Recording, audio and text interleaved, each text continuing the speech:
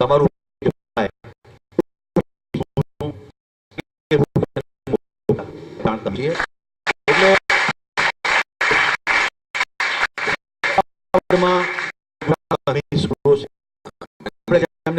કરવા પડે કે ભાઈ અમે અમારા સ્ટુડન્ટ ધરાવીએ તો તમે ટીચર કામ આપો છો ભણવા માટેનું કામ તમે અમને આપો અમે શકશું.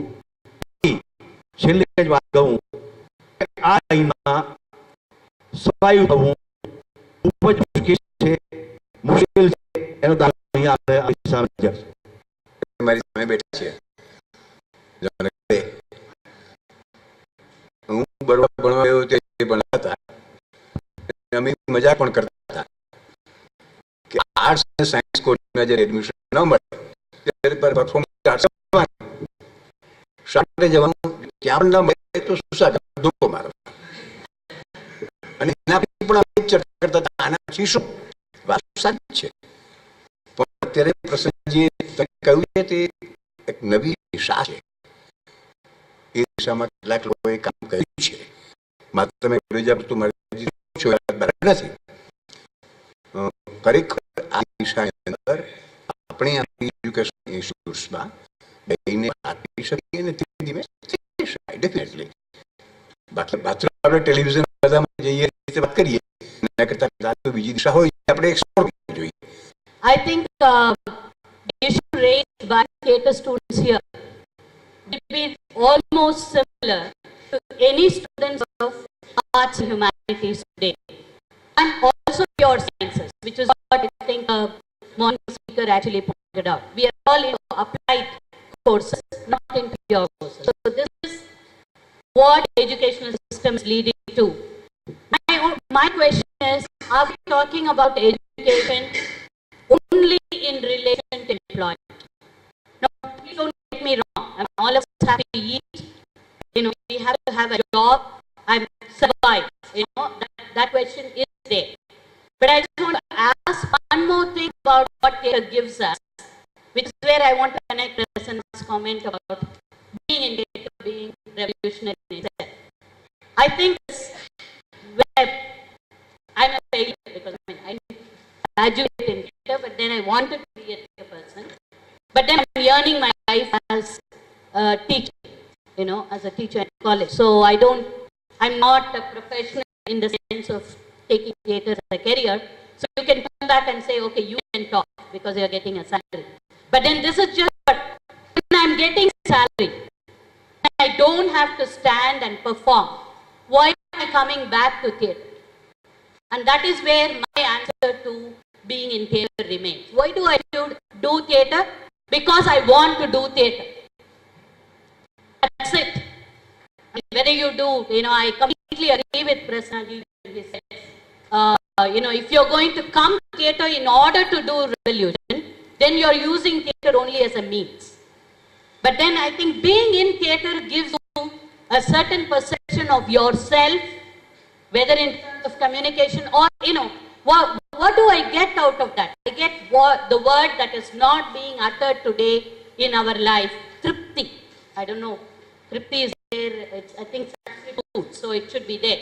The satisfaction that one gets of creation itself, which you won't get even if you earn 10 lakhs in an IT company sitting there. Mind you, it is IT companies which are organizing theatre therapy workshops today all over the country. And there is a job market there for theatre people also, because that computer is causing them huge problems. वो सिर्फ ऐसे नहीं कह रहा था, उसके लिए हम एक ऑल इंडिया ऑर्गेनाइजेशन बना के लड़ रहे हैं ताकि लोग एजुकेशन सेक्टर में कुछ पैसे कमा सके अपने अपने शहर में, अपने अपने गांव में. हम एक मांग रखा है कि पूरे देश के जो सरकारी स्कूल्स है उसमें थिएटर एजुकेशन लागू किया जाए. और हम उनको ये कह रहे हैं कि हमें नौकरी मत दीजिए. मतलब गुजरात से एक साल में 90 लोग आते हैं, इसका जरूरी नहीं है कि 90 लोगों को नौकरी मिल जाए. theater is a freelancing thing. We have to take that risk. Otherwise, we should not come into theater. But if you are good in theater, हम ये कह रहे हैं कि उस जिला में आप इस थिएटर ग्रेजुएट्स को यूज करो ताकि उनको 8 से 10,000 रुपए उससे उस कार्यक्रम से मिल जाए महीने में। बाकी पैसे वो अपने थिएटर करके कमा सकते हैं। ऐसे एक मांग रखा है, उसके बारे में एनसीईआरटी में भी चर्चा हुआ है। आजकल हम ये कल्चर मिनिस्ट्री से हम ये कह रहे हैं कि ये आप कर लीजिए, otherwise nothing can happen in theatre. You see, if you don't create something like that, all the talk of revolution in theater or good theater, it is meaningless. Because क्या हो रहा है, gradually theater is getting concentrated only in a few cities like Delhi, Bombay. वो भी क्यों? क्योंकि वहां television करने के लिए हम गए हैं, बीच बीच में जैसे नजीर करता है, अच्छा थिएटर करता है, वो करते हैं ताकि उनके टेलीविजन काम के लिए एक्टर का जो वो शार्पनेस रहे, उसके लिए वो थिएटर करते हैं। ऐसे थिएटर नहीं रहेगा। थिएटर रहना है तो छोटे छोटे शहरों में रहना है, और छोटे छोटे शहरों में रहना है तो उनके लिए एक पैसा, कुछ पैसा मिल जाए उसमें। सर, आज थिएटर की जो सिचुएशन है, जो परिस्थितियां हैं, उनमें से निकलने के लिए अगर हम थिएटर को कैसे आगे बढ़ा सकते हैं, और उनके लिए हम ये जो नए उभरते जो थिएटर के जो डिप्लोमा जो ये डिग्रियां कर रहे हैं, वो किस तरह आगे है और उनको क्या करना चाहिए, किस तरीके से आगे आना चाहिए, वो थोड़ा समझाए प्लीज। आज जो गुजरात की जो थिएटर की बात कर रहे हैं, उनमें जो ये लोग नए लोग बाहर आएंगे थिएटर कोर्स के बाद, तो वो लोग क्या करेंगे आगे? नहीं, सुनिए, कोई भी ऐसे संस्था से जो लोग आएंगे उनका गारंटी कोई नहीं देंगे। इसी हाउ मेनी नो, एक मिनट, ये पहला मुद्दा है। आप जब इंग्लिश एमए करेंगे या गुजराती में एमए करेंगे या कोई भी फिजिक्स में एमएससी करेंगे, तो कोई आपको गारंटी नहीं दे रहा है कि आपको काम मिलेगा। मगर जब उस संस्था से जो अच्छे लोग आएंगे उनको काम मिलना चाहिए, और उनको उनसे समाज को उपयुक्तता मिलना चाहिए। वो हमारा मुद्दा है। जो अच्छा काम कर रहे हैं उसको काम तो मिलना चाहिए ताकि वो काम करे। वो मैं कह रहा हूं, वो हो सकता है एजुकेशनल सेक्टर में, बच्चों के सेक्टर में। लेकिन आज वो भी नहीं मिल रहा है, उनके लिए भी आज पैसे देने पड़ते हैं, तो आगे क्या करें? नहीं, वो उसीलिए तो we are doing this movement called Bharatiya Abhivyakti अभियान।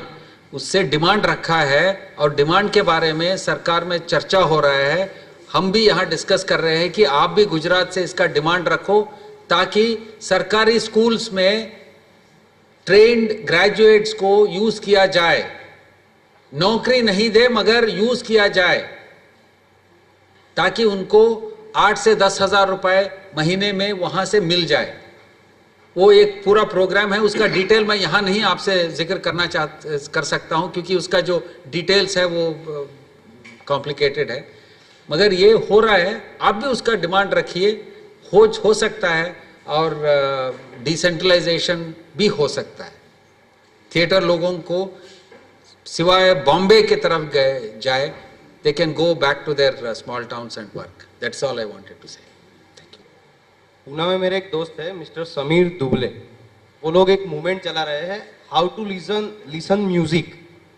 शास्त्रीय संगीत जो है वो कैसे सुनना चाहिए, सिर्फ उसके ऊपर ही उनकी मूवमेंट है, और वो पूरे महाराष्ट्र में वो लोग चला रहे हैं। तो मैं ऐसा समझता हूँ कि how to watch a play, एक थिएटर को कैसे देखना चाहिए, ऐसी कुछ मूवमेंट होनी चाहिए, और उसके लिए आप जैसे सीनियर लोग हैं उनको कुछ करना चाहिए। હા સાંભળો, આ જે વસ્તુ તરફ તમે કહો છો ને, એ થિયેટર લિટરસી કહેવાય કે નાટક જોતા આવડતું નથી એક। એવી રીતે મીડિયા લિટરસી છે કે ટેલિવિઝન જોતા નથી આવડતું, રેડિયો સાંભળતા નથી આવડતું, કેમ કે એના એલિમેન્ટ્સ અને એની જે વાત છે એ આપણે સમજતા નથી હોતા। પણ એક વસ્તુ હું તમને ખાસ કહું, આ જે વાત થઈ ને, આટલું બધું મેં ઇન્સિસ્ટ કર્યું કે દરેક સ્કૂલ કોલેજમાંથી દરેક વિદ્યાર્થી એટલીસ્ટ એકાદ સવાલ પૂછે। એનું એક જ કારણ, જેના તરફ આમને ધ્યાન દોર્યું, જેના તરફ હિરેને ગોઠવ્યું છે બધું, અને કન્સલ્ટેશન છે. ડાયલોગ તો એના બેઝિક્સ છે. બરાબર, તમારે સવાલો પૂછવા જ જોઈએ અને અમારે પણ તમને સવાલો કેટલાક પૂછવાના છે, એનાય મોકા આવશે. અને બાકીના જે કંઈ સવાલો ઊભા થયા છે આપણા વિદ્યાર્થીઓના મનમાં, એનું ઓલરેડી એ પછીના શિડ્યુલની અંદર સ્થાન છે કે પ્રોસેસની માર્ક શું છે, એજ્યુકેશન કેવું હોવું જોઈએ થિયેટરનું, એ એજ્યુકેશનમાં શું શું મૂકવું જોઈએ જેથી એ વધારે ઉપયોગી બને તમને અને સમાજને. આ બધા જ સવાલો હવે પછી ચર્ચાવાના છે. એટલે આજે તમે પૂછી લીધા એ બહુ સારું કર્યું, કેમ કે જે કંઈ એક પછી એક વક્તાઓ બોલશે અથવા તમારી સાથે કન્સલ્ટેશન કરશે, સંવાદ કરશે, ત્યારે કદાચ એના જવાબો મળી જાય. બાકી મિત્રો એક વાત હું તમને કહું કે પ્રશ્ન સાચો પૂછાય ને એ જ મોટી વાત હોય છે. જવાબ તો તરત જ પછી મળી જતો હોય છે. ये जो सर अभी बातें हो रही थी कि बच्चों को स्कूल में नौकरी मिलेगी या कुछ लोग बॉम्बे चले जाते हैं, लेकिन गुजरात में भी सर ऐसा टैलेंट है, ऐसे बहुत सारे एक्टर है, डायरेक्टर है, कुछ राइटर भी है. होता यह है कि उनको प्रॉपर एक्सपोजर नहीं मिल रहा. चाहते हैं कि वो स्कूल में भी काम करे, आमदनी मिले उसको, लेकिन वो भी चाहता है स्टेज पर आए, लोग उसको देखें. अगर उसको इस तरह का काम यहाँ मिलेगा तो बॉम्बे नहीं जाएगा. और दूसरी एक बात ये देखी गई है, जब कभी ऐसे सेमिनार्स होते हैं तो कई सीनियर कहते हैं कि हमारे जमाने में ये होता था, हमने ये पॉपुलर नाटक किए, इसके 50 शो किए, बेंगलोर में किया, यहाँ किया, वहाँ किया. तो हम लोग क्यों 2 या 3 शो से ज़्यादा नहीं कर पाते? कई बार वही लोग हमें टोकते हैं या तो हमें मदद नहीं करते हैं. मंच पर से कहते हैं कि तकलीफ है तो हमें मिलो, जाते हैं तो नहीं मिलता है. ये अनुभव है, नाम नहीं कहूँगा मैं, लेकिन ऐसा कई बार हुआ है. बड़ौदा में भी होता है, अहमदाबाद में भी होता है. तो उसके लिए यहाँ से ऐसा कुछ प्लेटफॉर्म बने. पैसा नहीं चाहिए, लेकिन ऐसी कोई व्यवस्था हो कि एक नाटक अगर अहमदाबाद में तैयार होता है तो उसके शोज पूरे गुजरात में हो. सूरत का नाटक, अहमदाबाद का नाटक, बड़ौदा का नाटक, कम से कम 25 शो हर जगह से सिलेक्ट करके हम करवाएं. उसको कम आमदनी मिलेगी तो चलेगा, लेकिन शोज के भूखे होते हैं आर्टिस्ट, तो ऐसी कोई व्यवस्था होनी चाहिए.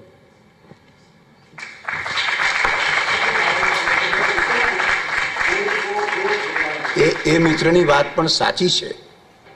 અને આ આજના આપણા કન્સલ્ટેશનના ચોથા દિવસે તમે જોશો તો લિંકેજીસ એવો એક સવાલ છે અને એ બી એક સેશન થવાની છે.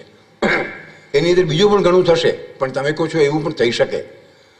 પણ હું એક વાત કરું, એવી ઘણી યોજનાઓ એકેડેમી પાસે છે, આપણી સૌરાષ્ટ્ર ગુજરાત સંગીત નાટક એકેડેમી, પણ પછી એના અમલમાં તકલીફ પડે છે.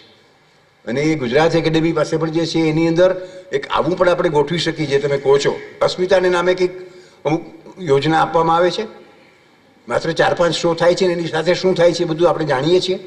એવી અનેક યોજનાઓ. પણ તે છતાં હું તમને કહું કે આપણે જો આ બધી સેશનને અંતે એવી કોઈ લિંકેજીસ ગુજરાત પૂરતી પણ ઊભી કરવી હશે તો થઈ શકશે.